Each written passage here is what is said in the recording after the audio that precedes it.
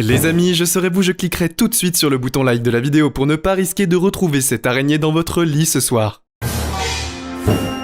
Salut à tous et bienvenue sur Slashcoon, votre source de divertissement préférée.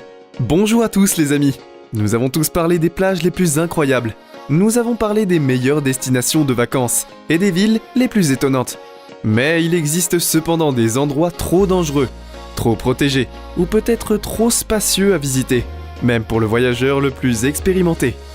Aujourd'hui, sur Slashcoon, nous allons vous parler d'une dizaine d'îles mortelles où vous ne voulez absolument pas être rejeté par le rivage. Pour quelles raisons ? Eh bien, ces îles ne sont pas connues pour leurs scènes de fêtes sauvages et leurs plages magnifiques. Il faudrait plutôt faire attention aux animaux assoiffés de sang, aux volcans en activité. Et parfois, il faudrait porter un masque à gaz et une combinaison radioactive, juste pour survivre. Consultez notre liste des endroits les plus palpitants et les plus dangereux du monde, qui vous donneront sûrement des frissons. On commence directement par le numéro 10. Les îles Bikini Marshall. Tchernobyl et Fukushima. De nouvelles recherches montrent qu'une petite île à mi-chemin entre l'Australie et Hawaï possède des concentrations de matière nucléaire jusqu'à 1000 fois supérieures à celles des deux citées au-dessus. Elles sont connues aux Ukraines et au Japon. Et après la fin de la Seconde Guerre mondiale, le gouvernement américain a décidé de tester des armes plus radioactives et a donc choisi les Marshall, un chapelet d'îles entre Hawaï et la Philippine. La toute première bombe à hydrogène avec un micro-lière nom de code a été testée sur Anahuac en 1951 pour donner le coup d'envoi d'une série d'essais d'armes nucléaires qui ont duré plus d'une décennie. Les États-Unis ont testé plus de 67 arsenaux nucléaires. Ainsi, le plus grand château de bombes à hydrogène jamais construit est Bravo sur l'île de Bikini en 1954. Cette bombe H était 1000 fois plus puissante qui a décimé Hiroshima. On enchaîne avec le numéro 9. L'île Grunard. Grunard a été effectivement une zone interdite pendant plus de 80 ans. Également connue sous le nom d'île de l'Anthrax. L'endroit était en fait un top lieu secret, choisi par le gouvernement britannique pour tester ses armes biologiques destructrices pendant la Seconde Guerre mondiale en 1942. Les scientifiques britanniques étudiaient la possibilité d'utiliser l'anthrax comme arme dans le processus. Ils ont transporté 50 moutons vers cette allée isolée, au large de l'Écosse continentale. Les moutons ont été bombardés à l'anthrax, et comme prévu, ils sont tous morts dans les 2 semaines suivantes. Ce n'est qu'après que les scientifiques ont rapidement réalisé qu'ils ne pouvaient pas retirer l'anthrax du sol à cet endroit. Ils ont donc mis une solution de 50%. Le 24 avril 1990, après 48 ans de quarantaine et de décontamination, l'île a été déclarée sûre et les panneaux d'avertissement ont été retirés. À la 8e position, l'île d'Aquamanda Grande. Indiana Jones n'aimerait certainement pas cet endroit situé à environ 550 km des larges des côtes du Brésil. Est largement reconnu comme l'endroit le plus dangereux de la planète. La raison en est très simple. Cette partie ne fait pas partie des 43 hectares et abrite des milliers de vipères à tête de lance dorée. Les experts estiment qu'il y a environ 5 serpents à tête de lance dorée par pied carré de l'île. Ces serpents seraient responsables de plus de morts que tout autre serpent en Amérique du Nord et du Sud. Et il y a plusieurs histoires de personnes qui ont succombé aux prédateurs mortels en un rien de temps. L'une de ces histoires rappelle un gardien de phare qui a été attaqué par les serpents dans sa tour et qui est mort sur le coup. Pour le numéro 7, nous avons l'île de la Réunion. La prochaine sur notre liste n'est pas l'île elle-même qui est dangereuse, mais l'eau qui l'entoure.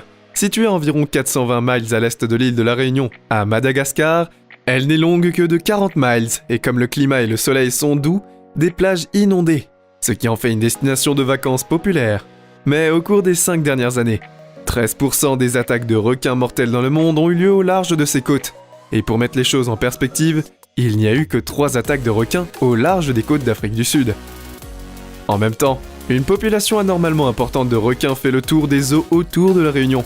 Et ils ont attaqué 20 personnes depuis 2011, et en ont tué 7 en 2013. Toutes les baignades en eau libre et le surf à la Réunion ont été interdits dans ces eaux. À vos risques et périls, un autre fait intéressant sur l'île de la Réunion est sa forme de champignon un peu bizarre. Numéro 6. L'île de Ramree. Au Myanmar, imaginez que vous faites partie d'une force militaire débordée par l'ennemi sur une île tropicale et que la seule façon de faire face aux troupes ennemies qui se rapprochent de vous ou de traverser un épais marécage rempli de crocodiles mortels. Oui, vous risquez votre vie dans le marécage ou vous mettez votre vie entre les mains de l'ennemi. Cette situation est précisément celle qui s'est présentée dans la troupe japonaise qui occupait l'île de Ramri dans la baie du Bengale pendant la Seconde Guerre mondiale en début de 1945. À la suite de combats entre les troupes britanniques et japonaises, environ 400 soldats japonais ont été contraints de fuir dans les marais qui étaient gouvernés par certains des plus grands crocodiles d'eau salée du monde. Ceux qui ont choisi la route maudite à travers le crocodile, eh bien les chevaliers auraient été remplis de cris terribles, de coups de feu et de bruits d'attaque d'animaux. Déjà la moitié de ce top. Bon, à la 5e position, les îles Farallon. Les natifs américains appelaient les îles Farallon les fers des morts, et ce titre est étayé par des documents récents, publiés par les services géologiques de la région.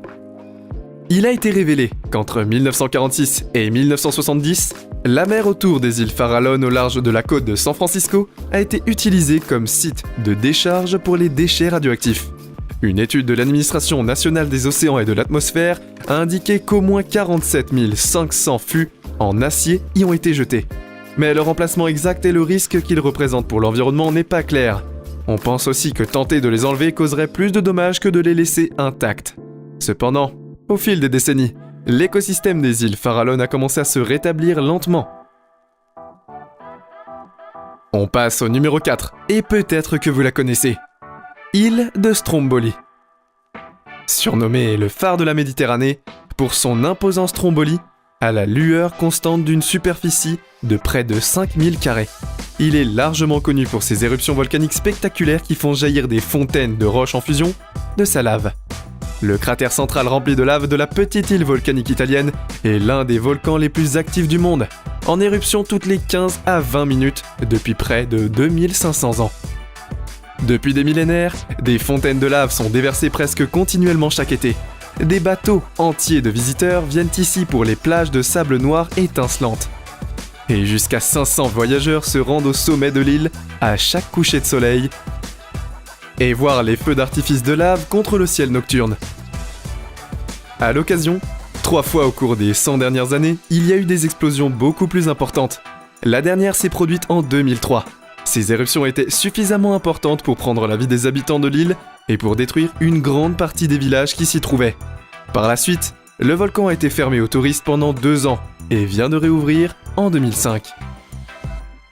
Les amis, nous arrivons sur le podium et en 3e position. Voici l'île de Miyakojima. Comment aimez-vous passer votre vie ? Dans le confort et le luxe d'un air frais et filtré, la Terre se trouve au sommet d'une chaîne volcanique active qui est entrée en éruption 6 fois au cours du siècle dernier.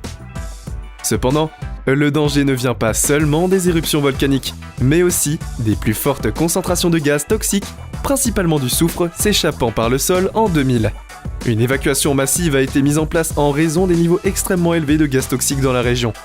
On estime que 42 000 tonnes de dioxyde de soufre par jour se diffusent dans l'atmosphère. Après 5 ans, personne n'a été autorisé à visiter ou à résider sur l'île, bien que de nombreux habitants aient finalement été autorisés à rentrer en 2005. Et maintenant, on passe à l'île de l'homme mort, qui occupe la 2e place dans notre top. Située sur l'île de Sheppey Dreadsman Island, elle fait depuis longtemps l'objet d'histoires d'horreur remontant à des centaines d'années, bien que personne n'y habite. Les historiens pensent que ce site mystérieux cache un sinistre secret historique. Ces derniers mois, les gens parlent à nouveau de l'endroit. Alors, quelle est l'histoire derrière Dead Man's Island et ce qui s'est passé plus de 200 ans, il y a quelques années ? L'île servait de cimetière pour les condamnés qui mouraient à bord des navires-prisons en raison de l'élévation du niveau de mer et de l'érosion côtière. Des corps perdus, des cercueils en bois, des crânes vieillissants et des fragments d'os dépassant des 6 pieds de boue qui recouvraient autrefois la zone. Bien que l'île ne soit pas ouverte aux visiteurs, la BBC a obtenu l'accès à une édition spéciale de Inside Out Southeast en 2017. Le réalisateur Sam Supple a déclaré à l'époque que c'était comme être sur le plateau d'un film d'horreur, ce qui ajoutait encore à nos craintes. On arrive à la première place, l'île la plus dangereuse, et vous la connaissez sûrement, les îles d'Hawaï. Hawaï est souvent considéré comme le paradis sur Terre, Et il n'est pas étonnant que chaque année, environ 7 millions de personnes du monde entier viennent dans les îles, juste pour profiter du soleil, des plages, des forêts tropicales et des montagnes. Tout ça avec un petit cocktail. Mais si nous vous disions que sans les volcans, il n'y aurait pas d'Hawaï, et qu'en même temps ces éruptions volcaniques sont responsables de la mort de 280 000 personnes depuis 1500 ans, eh bien, ces régions sont étranges, n'est-ce pas? Et ce qui est encore plus étrange, c'est que les géologues ont récemment révélé que le bois de corne de la Puja d'Hawaï est le plus grand et le plus chaud des volcans boucliers sur Terre. 2 fois plus grand que la Mauna Loa voisin, qui porte désormais le titre de 2e plus grand volcan actif au monde. Sa dernière éruption, en 1984, a déversé de la lave sur son flanc, et pendant 22 jours. Et voilà, c'est fini pour aujourd'hui. Je vous remercie d'avoir regardé la vidéo. J'espère qu'elle vous a plu. N'hésitez pas à vous abonner et à cliquer la petite cloche de notification pour être tenu au courant de prochaines histoires aussi incroyables que celle-ci.